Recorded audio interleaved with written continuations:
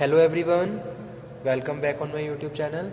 आज के सेशन में हम डिस्कस करेंगे वेरियस डेफिनेशंस, कुछ इंपॉर्टेंट टॉपिक्स जिनको हम डिफाइन करेंगे आज के इस सेशन में। So let's begin. इससे पहले मैं आपको बता दूं, प्रीवियस वीडियो लेक्चर्स में हमने जो टॉपिक डिस्कस किया था वो था methods of controlling, techniques of controlling. इसमें हमने मॉडर्न और ट्रेडिशनल टेक्निक्स को डिस्कस किया था।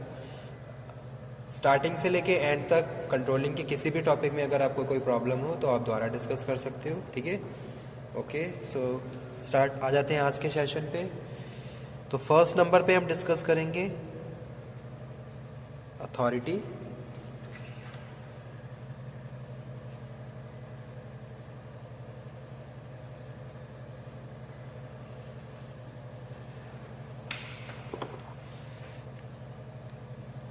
Authority is the right to give order. जैसे कि हमने पहले भी डिस्कस कर लिया है, अथॉरिटी क्या है? Authority is the right. अगर आप किसी को ऑर्डर, किसी को इंस्ट्रक्शन देना चाहते हो, then you have a such kind of power. तो आपके पास इतनी पावर होनी चाहिए, कुछ अथॉरिटी होनी चाहिए जो आपके पास होनी चाहिए, ताकि आप दूसरों को ऑर्डर, इंस्ट्रक्शन देके उनकी बिहेवियर को इन्फ्लुएंस कर सको। तो अथॉरिटी में हम यही डिस्कस कर रहे हैं। अथॉरिटी है क्या? Authority is the right to give order, to give order and power exert obedience, and power exert obedience. यानी कि पावर को यूज करके आप अपने जो भी आपके सबऑर्डिनेट हैं, आप उनके बिहेवियर को चेंज कर सको ताकि वो ओबीडियंट मैनर में आपके इंस्ट्रक्शन को फॉलो करें। दैट इज अथॉरिटी, ठीक है।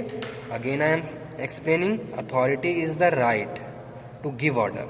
अगर मैं किसी को ऑर्डर दे रहा हूं तो मेरे पास अथॉरिटी होनी चाहिए कि ताकि वो मेरे ऑर्डर को फॉलो करें और मेरे हिसाब से जो भी मैं इंस्ट्रक्शन दे रहा हूं उसको कंप्लीट करें। ओके। सेकंड है ऑटोक्रेट। का क्या मतलब होता है? Autocrat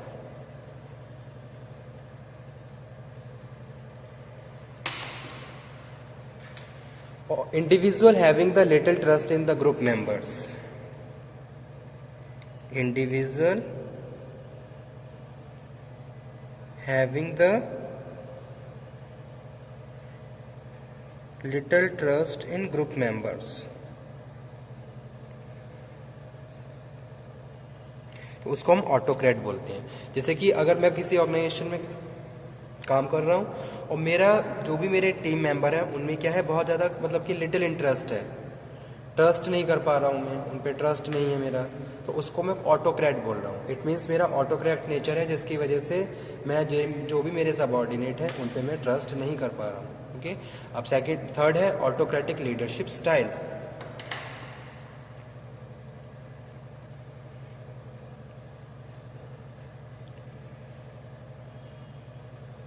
autocratic leadership style. A leader style in which leader makes decisions, give order and constantly supervise subordinate। Okay. Autocratic leadership style में हम बात कर रहे हैं कि भाई लीडर क्या कर रहा है, डिसीजन मेकिंग कर रहा है, ऑर्डर दे रहा है और कॉन्स्टेंटली सुपरवाइजर्स सबऑर्डिनेट को सुपरवाइज कर रहा है। ओके। तो इस तरीके के बिहेवियर को, इस तरीके के स्टाइल को हम ऑटोक्रेटिक लीडरशिप स्टाइल बोलते हैं, जहां एक इंडिविजुअल या जो भी लीडर है वो क्या कर रहा है, अपने सबऑर्डिनेट के रिगार्डिंग डिसीजन मेकिंग कर रहा है, उनको ऑर्डर दे रहा है, उनको इंस्ट्रक्शन दे रहा है, और वो ये भी एक्सपेक्ट कर रहा है कि भाई जो भी मेरे ऑर्डर इंस्ट्रक्शंस है उसको टाइमली कंप्लीट किया जाए, और कॉन्स्टेंटली वो अपने सबऑर्डिनेट को सुपरवाइज कर रहा है। तो ये क्या है, ऑटोक्रेटिक लीडरशिप स्टाइल होता है। ऑटोक्रेटिक लीडरशिप स्टाइल में हम सबऑर्डिनेट के जो भी आइडियाज़ हैं उनको वैल्यू नहीं देते हैं। जो भी हमारे जो डिसीजन है, जो भी हमारे जो ऑर्डर्स हैं, हम ये चाहते हैं कि वर्कर्स उनको फॉलो करें, ठीक है। Style in which leader makes decisions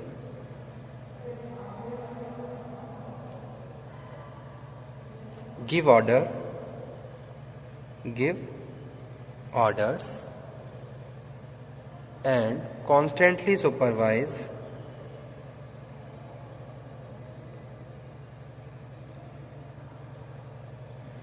subordinate. So this is autocratic leadership style. Fourth definition में हम डिस्कस करेंगे ऑटोक्रेटिक लीडर कौन होते हैं. Autocratic leader. Autocratic leaders, a leader giving order, जो ऑर्डर दे रहा है.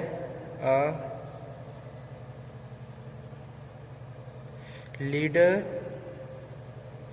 Giving order, okay, which must be obey by the subordinate.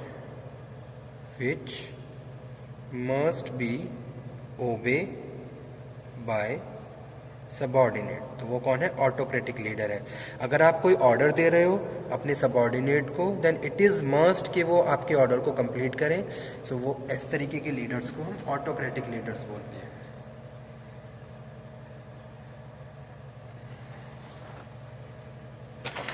Next one है बेसिक फिजियोलॉजिकल नीड्स क्या होती हैं.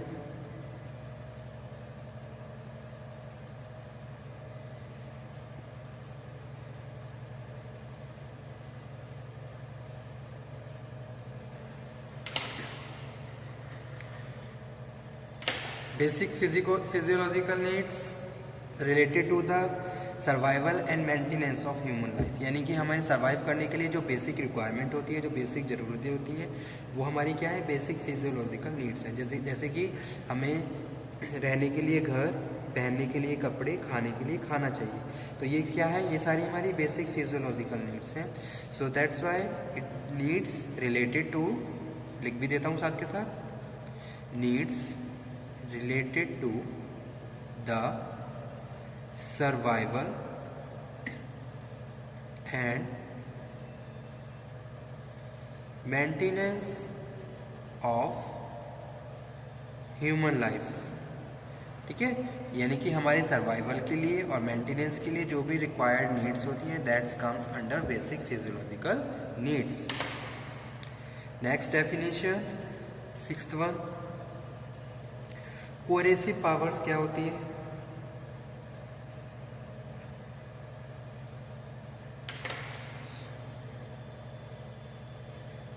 Leader ability to punish and employ. Leader ability to punish and employ. तो वो पावर क्या है? कोरेसिव पावर है. यानी कि coercive powers is power which refers to the punishment, चाहे मेजर है चाहे माइल्ड है. ठीक है, आप उसको पनिशमेंट कर दे रहे हो तो उसको हम कोरेसिव पावर बोलते हैं. अगर आप किसी वर्कर्स को कोरेसिव पावर यूज करके उसके बिहेवियर को इन्फ्लुएंस कर रहे हो, इट मीन्स कि आप उसको पनिश कर रहे हो किसी भी तरीके से. ओके, तो that is coercive power. 7th number पे जो डेफिनेशन है,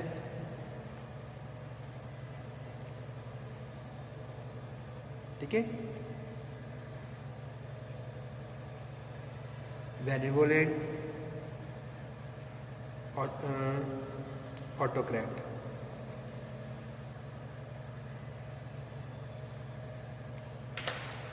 A leader listening carefully,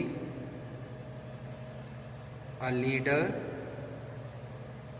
listening carefully to followers, यानी कि अपने फॉलोअर्स को बहुत केयरफुली सुन रहे हैं. Giving the impression of being democratic. Giving the impression being democratic. और इस तरीके से रिएक्ट कर रहा है जैसे कि वो एक डेमोक्रेट लीडर है. डेमोक्रेट लीडर कौन होते हैं? जो अपने वर्कर्स के आइडियाज़, डिसीजंस को वैल्यू देते हैं, उनको उनकी जो भी आइडियाज़ होते हैं उनको प्रॉपर सुनते हैं. कंसल्टेशन की यहाँ पे मैं बात कर रहा हूँ.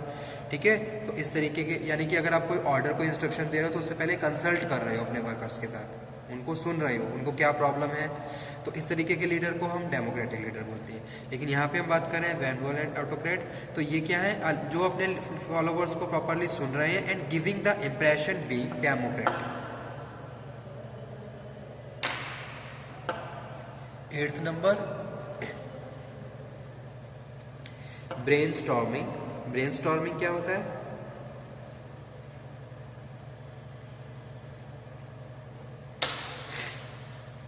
Overcoming pressure for conformity in interacting group, overcoming pressure for conformity in interacting group। तो ये क्या है, ब्रेनस्टॉर्मिंग है। आप ग्रुप के साथ इंटरेक्ट कर रहे हो और interaction, during interaction you are observing, analysing various things which are related to your followers और ग्रुप मेंबर्स। ठीक है, आप क्या कर रहे हो, suppose something is going on, तो आप जो भी चीजें चल रही हैं उसको इन्वेस्टिगेट कर रहे हो, एक तरीके से एनालिसिस कर रहे हो। तो वही चीज यहाँ पे लिखी हुई है, overcoming pressure for conformity in interacting group, that is brainstorming. Next one, break even analysis. Break even analysis, जैसा कि हमने लास्ट लेक्चर में भी एक टेक्निक पढ़ी थी ब्रेक इवन एनालिसिस की, कंट्रोलिंग की टेक्निक थी। तो break even analysis means a point at which revenue equal to cost, a point in which, at which revenue, जहां रेवेन्यू कॉस्ट इक्वल हो तो वो क्या है, ब्रेक इवन एनालिसिस है। A point which, at which revenue equals cost. Okay, and 10th number पे जो definition है स्टूडेंट वो है कम्युनिकेशन। कम्युनिकेशन इंपॉर्टेंट भी है और बहुत ज़्यादा इजी भी है। कम्युनिकेशन की डेफिनेशन रिसेंट में हमने कवर की है। एक्सचेंज ऑफ फैक्ट, दो पार्टीज आपस में एक्सचेंज कर रही हैं फैक्ट्स को, कोई फैक्ट है, कोई आइडिया है, उनके ओपिनियंस जो आपस में वो डिस्कस कर रहे हैं, ओपिनियंस और इमोशंस बाय टू और मोर पर्सन, बाय टू और मोर पर्सन, वो क्या है, कम्युनिकेशन है। ओके स्टूडेंट्स, आज के सेशन को हम यही फिनिश करते हैं। नेक्स्ट सेशन में फिर कुछ डेफिनेशंस जो रह गई हैं रिमेन वो डिस्कस करेंगे। Okay, thank you very much.